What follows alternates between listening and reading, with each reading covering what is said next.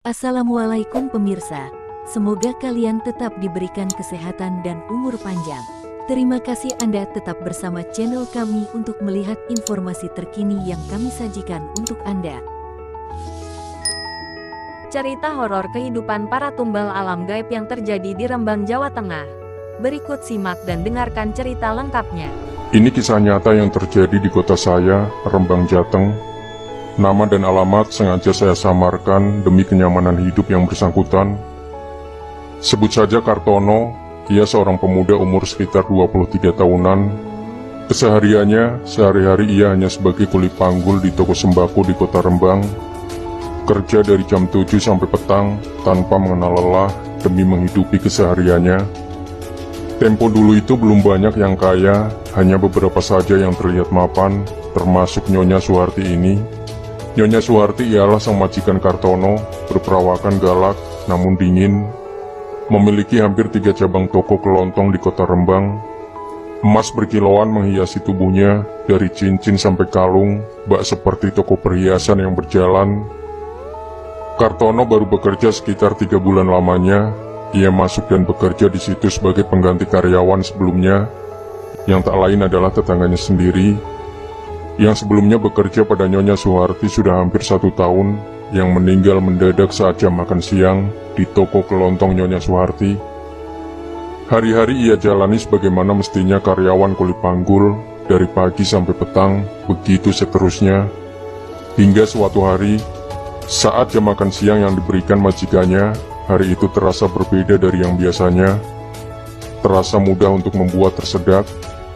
Sudah ia berkali-kali minum air yang disodorkan teman-temannya untuk mengurangi rasa tersedak, bukan malah menghilangkan sedak. Rasa tersedak makin menjadi-jadi hingga membuat panik teman-temannya. Kartono limbung dan pingsan. Dibawalah ia ke puskesmas terdekat untuk mendapatkan pertolongan. Rasa sedak itu yang membuatnya pingsan, namun kenyataan berbeda. Puskesmas menyatakan Kartono sudah tak bernyawa. Innalillahi.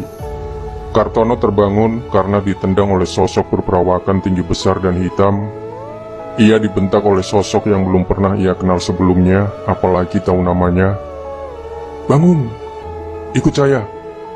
Begitu bentakannya, begitu bentaknya sambil menyeret kaki Kartono entah kemana.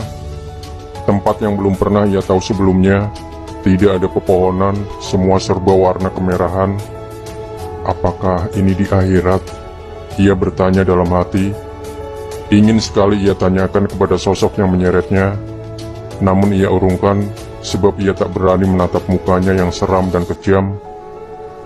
Selama perjalanan, ia melihat beberapa orang jenis manusia lalu lalang dengan tampang lelah, seperti ada yang bekerja, entah memikul sesuatu. Ada pula yang menjadi penarik kereta, ada yang selalu mengepel lantai. Ada juga yang bertugas tiduran di depan WC hanya untuk menjadi keset. Ada pula segerombolan manusia yang dicambuki sampai berdarah-darah. Ada pula beberapa wanita telanjang yang tugasnya melayani nafsu para iblis. Kartono mendapat tugas sebagai pembersih WC, jamban atau toilet. Jamban yang bentuknya aneh, belum pernah ia melihat jamban begitu besarnya. Ia kerja dari pagi sampai malam. Makan cuma 1 kali, itu pun Kartono nggak pernah mau memakannya, karena yang dilihatnya bukan nasi tapi belatung. Namun orang-orang yang ada di situ lahap saja memakannya.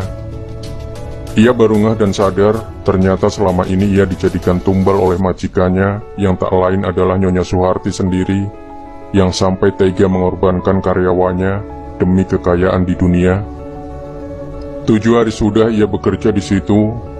Semua orang yang kerja di situ diam dan membisu, tidak ada yang mengobrol, apalagi tanya ini itu.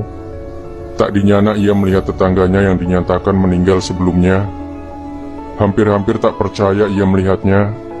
Seseorang yang ia kenal akrab, sama-sama karyawannya Nyonya Suharti. Tetangganya itu bekerja menjadi penjaga pintu. Ingin sekali Kartono menyapanya, namun apa daya. Ia selalu diawasi oleh sosok besar yang siap kapan saja mencambuk tanpa ampun. Kartono lalu teringat bahwa ia bisa membaca ayat kursi. Itu adalah hafalan satu-satunya yang ia bisa. yang ia dapat saat mengaji waktu kecil dulu. Dibacalah ayat kursi itu, lalu blam, secercah warna putih menyilaukan ruangan. Kartono terbangun, melihat sekeliling pepohonan yang rimbun. Ia sadar telah berpindah alam.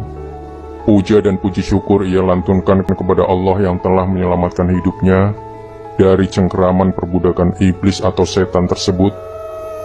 Bergegaslah Kartono kembali pulang ke rumah dengan pakaian compang-camping, pun tubuh kurus seperti keadaan orang yang terjajah kompeni. Satu desa langsung heboh, ramai sekali banyak orang, baik tetangga maupun dari desa sebelah, berbondong-bondong mendengarkan cerita apa yang dialami Kartono. Banyak yang percaya, tak sedikit yang bingung. Lalu salah seorang warga menuturkan untuk mencoba menggali makam Kartono yang dulu ia dikebumikan. Diikuti persetujuan kepala desa dan ustadz setempat, makam digali. Masya Allah, Allahu Akbar. Orang-orang bertakbir disertai tangisan. Beberapa orang yang hampir-hampir tak percaya. Yang ia lihat di lubang kuburan yang digali adalah gedebok pohon pisang. Kediaman Nyonya Suharti digeruduk warga. Cacian dan makian terlontar begitu derasnya, menghiasi suasana saat itu terasa tegang sekali. Dengan pengawalan ketat kepolisian dan aparat desa setempat, wajah Nyonya Suharti yang biasanya terlihat sangar, mendadak menjadi wajah ketakutan. Dikawal dan digiring ke kantor polisi untuk mempertanggungjawabkan semua perbuatannya. Menurut kabar yang santer beredar, selang 1 bulan kemudian, Nyonya Suharti meninggal mendadak di lapas. Menurut keterangan saksi yang satu tahanan dengannya, sebelumnya Nyonya Suharti mendadak tersedak lalu meninggal. Entah meninggal sungguhan atau dibawa ke alam lain seperti tumbalnya yang lain. Wallahualam, boleh percaya boleh tidak, saya cuma sebagai penyambung lidah cerita. Dan cerita ini nyata, pernah pula dimuat di tabloid Nyata, juga majalah Hidayah. Tetaplah bersama Zona Virals, karena kami akan selalu memberikan berita terkini dari berbagai sumber dan jangan lupa subscribe agar Anda tidak ketinggalan beritanya. Terima kasih.